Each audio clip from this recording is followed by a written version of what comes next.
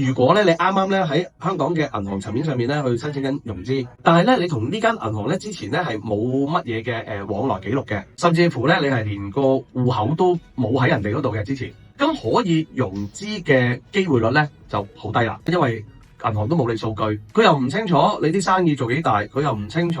你個買家賣家個背景係啲乜，佢又唔知道你嗰個存貨有幾多。喺呢個風險咁高嘅情況底下咧，咁又點會夠膽去冒呢個風險去借錢俾一個佢唔熟悉嘅人咧？銀行咧亦都唔可能對所有行業咧都了如指掌嘅。如果客戶咧嗰個資料咧係好凌亂嘅，冇乜條理去梳理佢自己啲文件，再加上咧可能嗰個老闆咧表達佢公司嗰個營運模式咧又唔係講得好清楚，咁銀行咧就會直接放棄